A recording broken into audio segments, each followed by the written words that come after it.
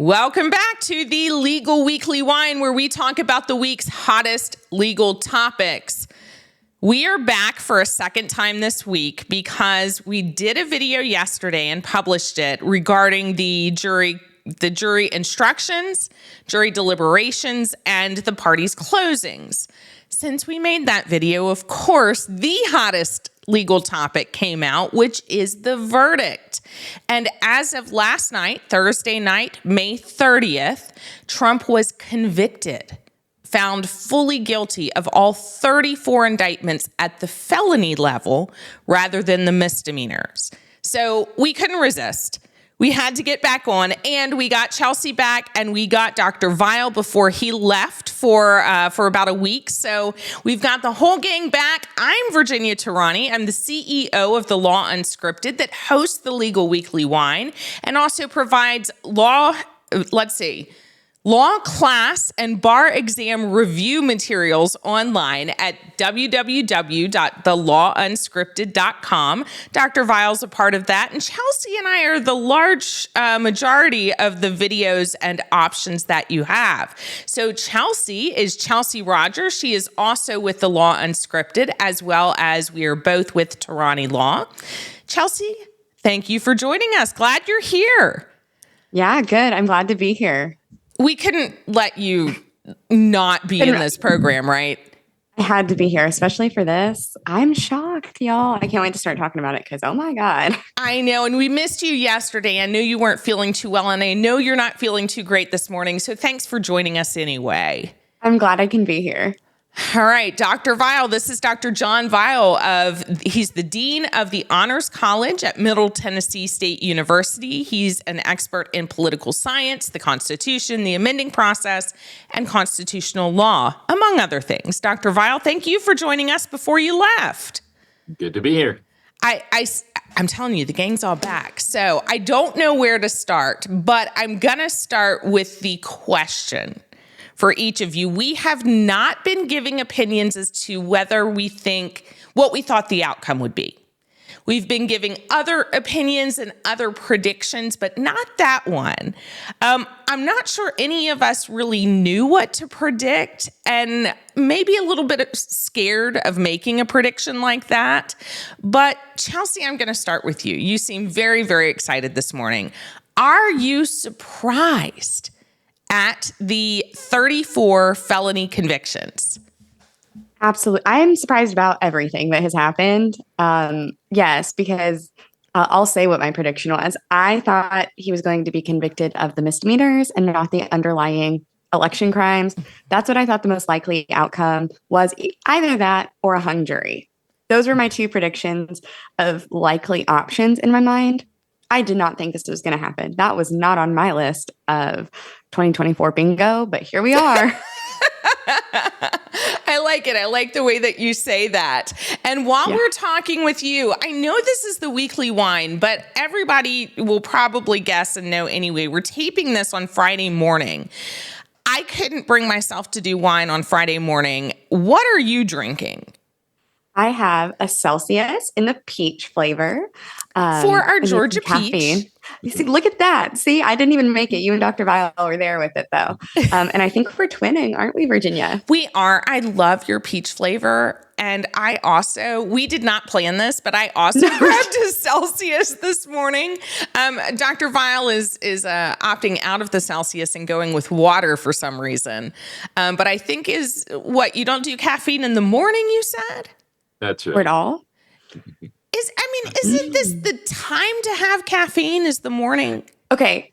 No. So there's actually a fact about that. The random facts that I know. There are certain windows of time because you actually want your body to try and wake up on its own before you put caffeine into your system. So you get obviously I'm not a doctor, whatever the wake up, hormones or juices going. You want your body to try and do that on its own. So usually 2 to 3 hours after you woke up is when you should have caffeine, or in the afternoon, in a post-lunch slump to pull you back up. I opt for all of them. I was going to say, I just drink it all the time. That's kind of me. And today, I wish I had the peach because I love the peach. This is a good flavor too, is I'm doing this random flavor of sparkling starfruit pineapple. It's one of the tropical vibe additions. Dr. Vile has water. So cheers, everybody. And let's move to Dr. Vile. What's your opinion? How are you reacting to this verdict? I had thought it might be not a split decision, but I thought that they might have convicted where Trump had actually signed the checks. And so they would have 7 or 11 convictions rather than 34. But if you think about the case, one side spent close to 5 weeks and the other spent, less than a day? Well, and I the think one it witness, ended up being a day and a half because the cross went farther. Yeah. Well, that's true. That I'm not counting the cross. Some of the crosses were as long as the directs. But in terms of their own witnesses, they only had one substantial witness, and he was sort of a disaster. I think what's interesting now is people will second guess, should Trump have testified? Right. And I think the answer is still no. I agree. I think, I agree. think, many people will say, if only he had presented his own case, but he would have opened up so much. Yeah. The one place where I thought that the prosecution might have made a misstep was the length of the closing argument. It was Which so we all long. agreed, went far longer than we wanted, but you got to sort of judge it by the results. And, one thing that I can't remember if we mentioned yesterday or not, but one reason that it went longer is there was almost a week between the last testimony because of Labor Day, Memorial Day, and the final summation.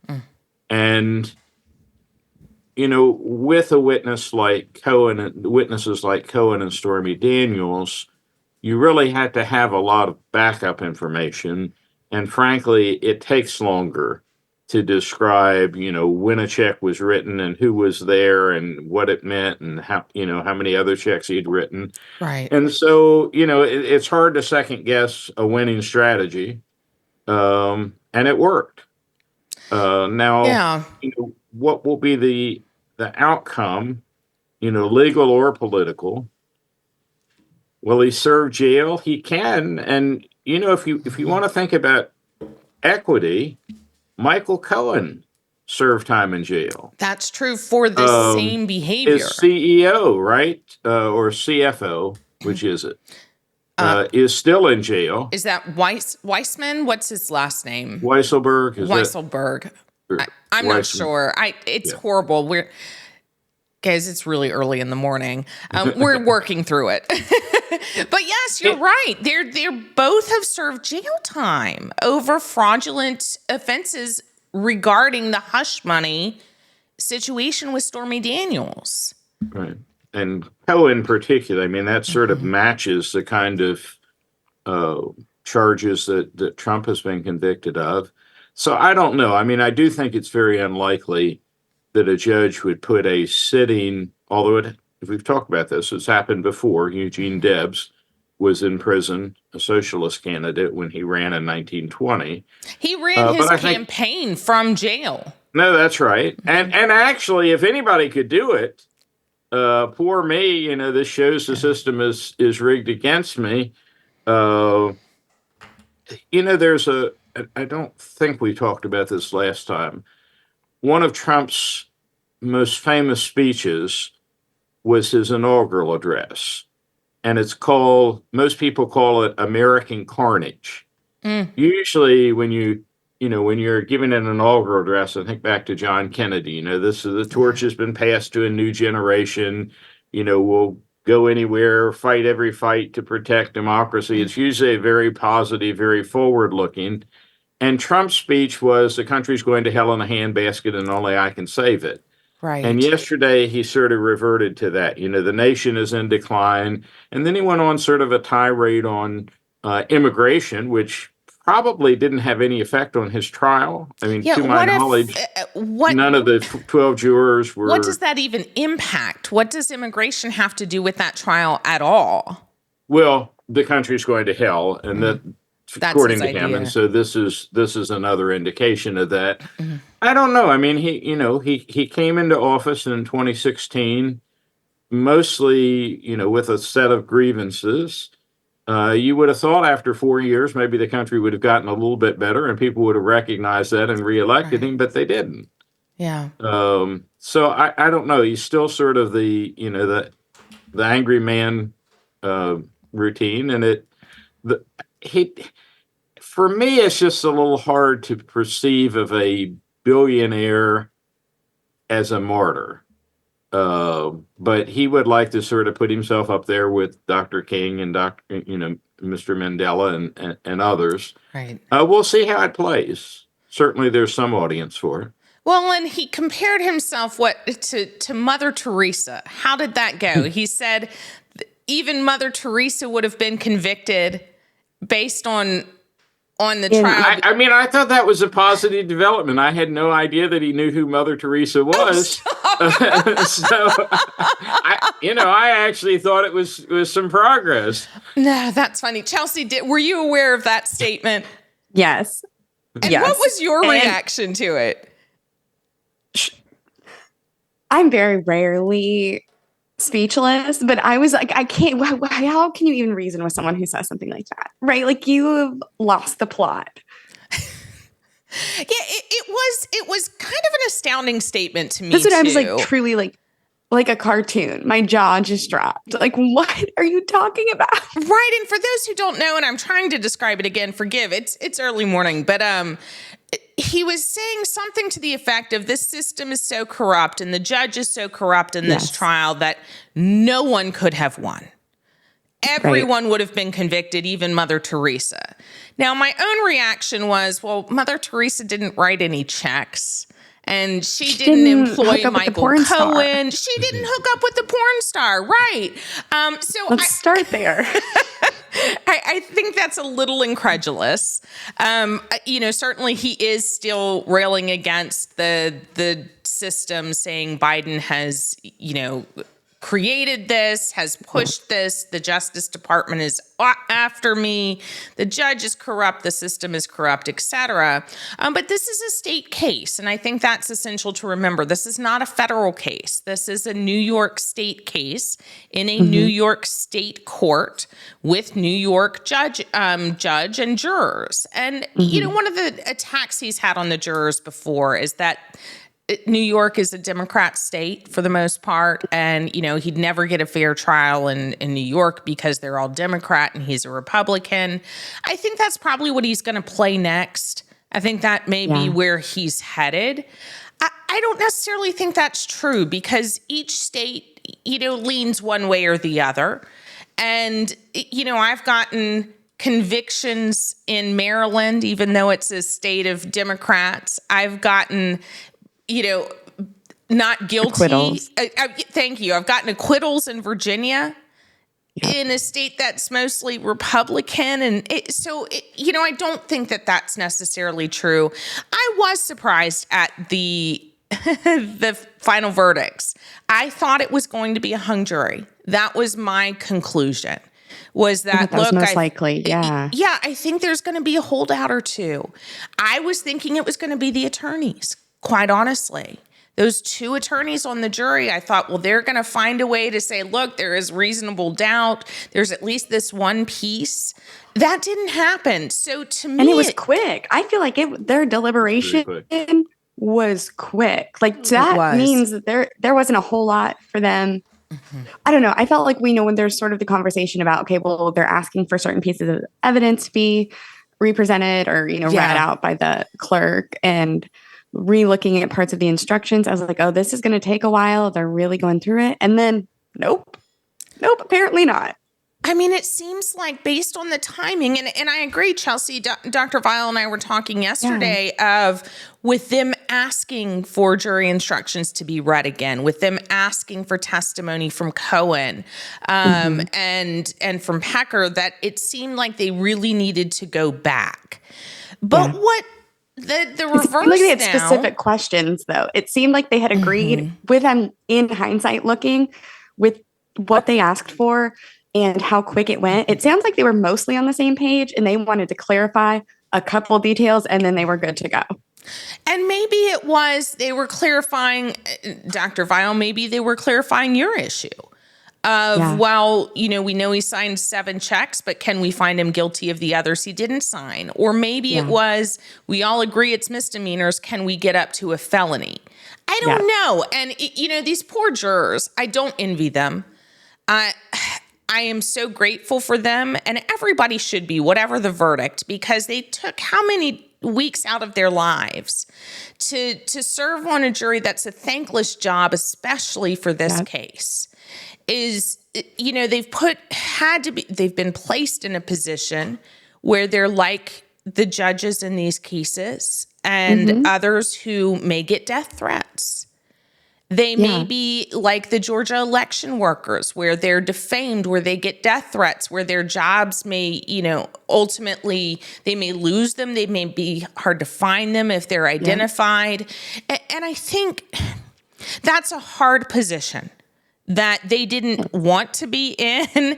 I don't think, except for Chelsey, I don't know that you'd volunteer for it. I just want to be on a jury. But here's the thing. Here's what I think is interesting. It's like these things that we have to hold to be true, because I do have lots of very, very strong opinions. However, I do think I'm possible as a human being of taking my very, very strong opinions and putting them on a shelf and evaluating. Like I said, if I was on this jury, I think I would have had a hard time convicting him on the specific, now the checks and everything, easy for the misdemeanor, but the specifics of I do think there was reasonable doubt about his intent. I think I can do that. I think we can hold both of those things to be true. Hey, apparently we're doing it with Supreme Court justices. You can fly flags and still apparently be objective. Sorry, I'm salty about that, y'all. No, we can talk about that another time. I know. We did. We missed you yesterday. You so will have to go back and listen to it.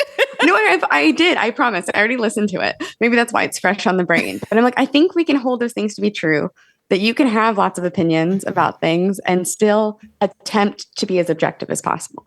And I think that I hope these jurors have a better fortune than the Georgia election workers. Yeah, and what I would like to know is, the political scientist in me, if you could have just been, if you could have just said, can I sit in here just to see how a jury works? But did the lawyers perhaps have more influence than they should have? I don't know, but there might have been, if one or both of them took the lead, there might have been some inclination to defer to their attorneys. Knowledge and expertise. I don't know why we don't film jury deliberations now that we have the tech to do it, and we don't. Well, because you wouldn't want unlimited appeals is what you would get. Every random statement that somebody, why are we even here? Somebody says, and, mistrial. Okay. Touche. Good point. I would just love to see it. I agree, Dr. Vial, with your opinion. And that's one of the reasons I would love to be on a jury as well. But no one should ever pick me. I'm telling you all, no one should. And if somebody's listening to this and I'm on a jury, I'm telling you, strike me. Not because, like Chelsey, I believe. You're so detail-oriented. So detail-oriented. You'd be like, can I actually get another copy of the jury instructions in comparison? I wouldn't refer to my own jury instructions that I'm used to. I'd be like, let me make sure I'm using the correct jury instructions for this court, for this case, whatever. You're right. I would be, and I could be neutral, but Dr. Vial's right. For me, who in a jury, and this is, I'm trying not to sound egotistical, so please take it for what it is. Who in a jury wouldn't look to me to say, well, she's an attorney. She's been a criminal and a civil attorney. If anybody knows the law, she does. The sheer amount of notes you would have taken during a trial this long. I think about that all the time because they supply them with on yellow legal pads and legal pads. Would have been. And you would be that girl that every 6 hours is like, can I get another legal pad? Can you pass those to me? Can you just buy a stack just for me? Yeah. And that's what I'm saying. Even if they didn't know you were an attorney, just the sheer way I know you operate, I would default to you. I'd be like, she clearly knows what's going on. She's transcribed the entire trial on her notepad. We don't need them to read it out again. Let me tell you. And don't put me on a jury unless you would like a book written about it. And that's what this is what will be interesting is to see. Yeah. I suspect people would pay for their stories. Oh my goodness. Absolutely. And, let's talk about O.J. Simpson's jurors, right? Well, that's right. And of course, the question is, if you want to lie low, then you don't want to write a book. You don't want to give interviews. But it'd be interesting if we were betting to bet how long it will be before we get the first juror interview. Yeah. Well, maybe their stories will just get caught and killed. Yeah. Well. I'm sorry. Right. I think this is worth $130,000. Yeah. I got 6 weeks of testimony here, not just one evening. Right. Maybe so. I finally found a way to make money on books. There you go. That's right. Forget the encyclopedias and the research on the American founders. This is hot. Let's go for the cash. Okay, here's my question. I'll ask you guys a question. Obviously, he's going to appeal. We know he's going to appeal. What do you think the most likely in Virginia? You'll probably be able to answer this. Like grounds for appeal or best argument he has. Ineffective assistance of counsel. Really? And it's not just me. You guys, this morning, I'm flipping through, even earlier, I'm flipping through all of my news. It's the first thing I do in the morning. I don't even get out of bed. I use my cell phone and start looking through. But one of the first articles I saw was very similar to what I'd already been thinking. It said, if Trump has anyone to blame for losing, it's his attorneys. And, then I had a friend last night who texted me. Actually, it was my cousin who texted me. They're not going to get paid. As much as Trump doesn't seem to pay his attorneys, her comment was, well, these ones aren't going to get paid after losing. But I think that's honestly the best grounds he has. I don't think so. Ooh. I think if there are any grounds, it would have to do with something to deal with the judge. And I think that's what they're going to play, but I don't think that's the most effective grounds. Well, the problem is if you were dealing with appointed counsel who had all day long, had hundreds of other cases that they were dealing with, ineffective assistance of counsel would be more likely. But when you have someone, again, who's a billionaire and can hire the best in the country, well, even though he hired them doesn't make them effective. In my mind, I think the defense counsel made a few huge missteps in this case. And the biggest misstep there was with Stormy Daniels. I think there were two pieces. Okay, but you have to follow the will of your client. No, yes and no. Well, to not object was crazy. That's the issue. That was crazy. Like that isn't even a strategic choice to not even preserve the objection, I think is the issue with that. Agreed. That's not a client decision. And in the end, yes, you have to follow the will of your client, but not to the extent where you're not committing malpractice. Right. Where you're not doing basic legal practice by not objecting to almost all of Stormy Daniels' testimony, I think was legal malpractice. I agree that they should have objected. We've talked about that before. But if Trump, could he not have said, could you have stipulated whether an affair took place or not is irrelevant? Let's focus on the discussion, of the rest, of the rest of it. I don't know. Well, and that's what they should have done. But he wanted, what I was saying earlier is if your client says we're going to call Stormy Daniels because this didn't happen, it would be very difficult to go otherwise, wouldn't it not? Well, yes And of course, no. we don't know what advice we gave on that. On that. I mean, I also don't know how that survived any of the pretrial hearings, to be perfectly honest. Like that should have Exactly. been a motion in limine from the beginning. Yes, let's exclude her. If he, and this was even a misstep in the opening. The opening, Dr. Vile, I agree with you, was probably more client influenced. Yes. Where I'm sure Trump said, tell them I'm not guilty of it. Tell them I didn't have sex with her. Because I think the first misstep was from the opening. The very first problem was them saying Trump didn't do this. Not Trump didn't do the fraud, but Trump didn't have the affair with Stormy Daniels. Right. Because there's no way to refute it if your client doesn't testify. So I think it was the first setup, and the whole time the jury's listening for, well, when are we going to hear he didn't do this?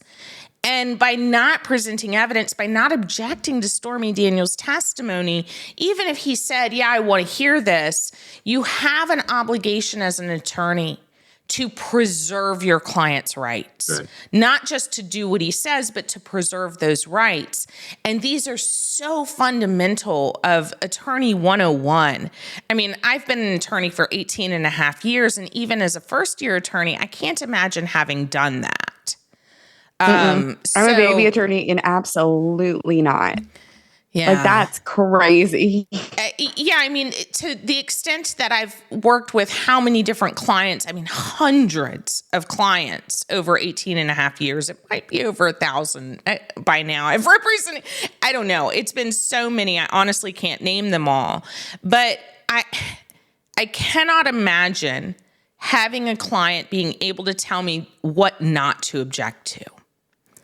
You can tell me who you want to call, who you don't want to call, whether you want to testify or not, what type of evidence you want in. But to have a client tell me, don't testify to this, I want it in, it's like, do you want to lose?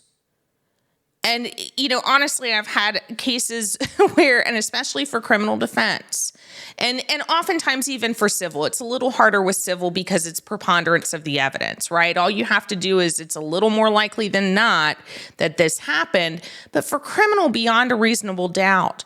For my criminal defendants over the years, I've told them, should they go to trial or should they not? They have the ultimate right. It's their decision. But I am telling you, if you go to trial, you will lose.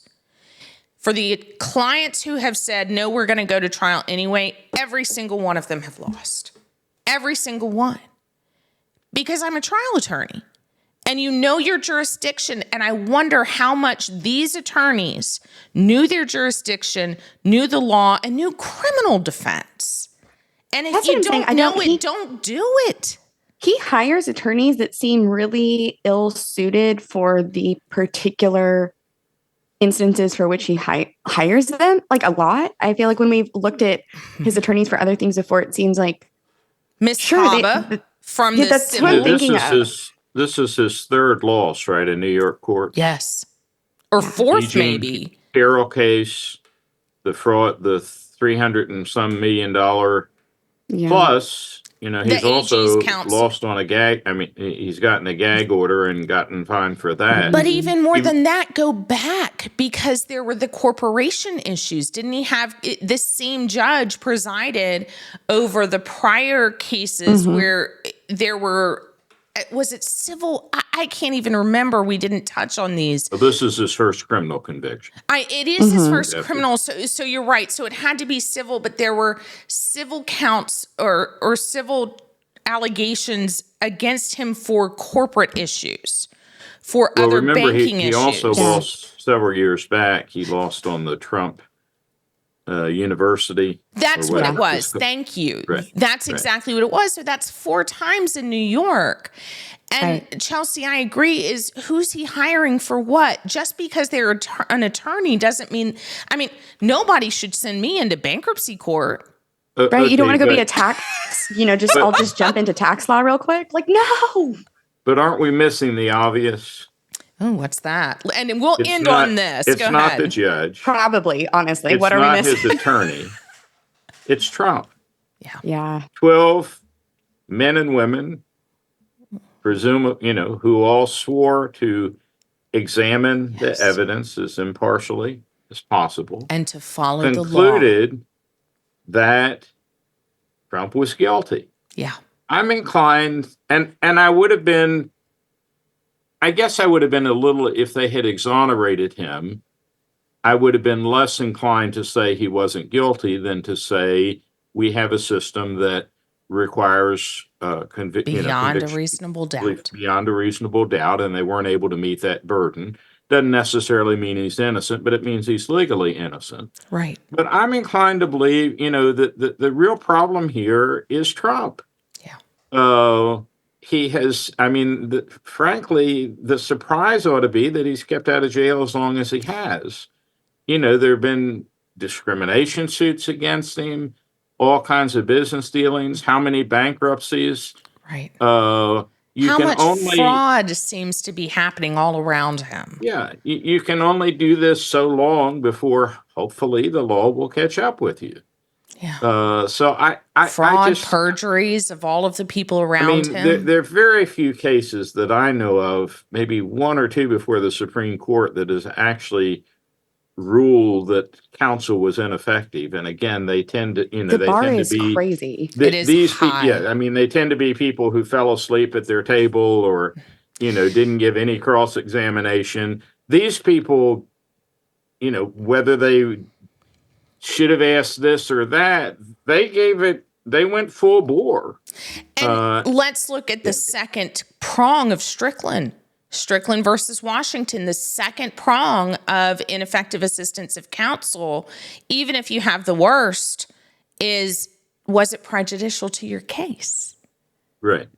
They can be like, oh yeah, that attorney shouldn't be an attorney, but we don't think it impacted the outcome. Crazy. Exactly. So in the end, if after they review all the evidence that we don't fully have access to, let's be honest, if an appellate court looks at it and says, yeah, that was really bad, but we don't think it prejudiced the outcome. There were so many other factors. My suggestion, this is why we should be taping jury deliberations, because then we would know if it would impact. See, look, we could just hold on to it. And, was it prejudicial? That's what I'm saying. We could just play it back, roll the tapes. And we could do something like make a law where we have to wait like 50 years or 20 years to like cut it out. But I think it'd be helpful for situations like this of like, well, what were they really focused on? This one detail that we're now appealing? I don't know. Roll the tape. I love it. I think that would be fun. I love it. Well, we're going to conclude on that. It's going to be a shorter program than normal. But we had to have a word, right? We've been following this so closely. We had to catch all three of us. Thank you for joining us today. Dr. Vile's going to be out next week. We will miss you. Chelsey and I will be doing this alone again. And we're going to have to come back to the verdict, right? We're going to have to do it again in sentencing and all of it. Exactly. We'll hit the sentencing, what this could mean for the next steps, what this does mean for the next steps. So we'll hit that next week. Join us again. Grab your caffeine, I guess, now that it's been a couple of hours. If it's happy hour for you, grab that glass of wine, enjoy the show, and enjoy the weekend. Everybody, we are living in historical times. Whatever you believe, whichever side you agree with, it is undisputable. Indisputable? What's the right word, Dr. Vile? I think indisputable. Indisputable that we are in historic times. We are living in unalienable or inalienable. We're back to basics. So this is one of those moments in history, in American history, that as of yesterday, where were you with the Trump verdict? Where were you with the moon landing? I mean, it's so historic that a former president has been convicted of crimes. This is new. I think it's monumental. I think it's pivotal for what happens next. But we will walk you through all of it. We will be here, and we will catch you next time on the Legal Weekly Wine.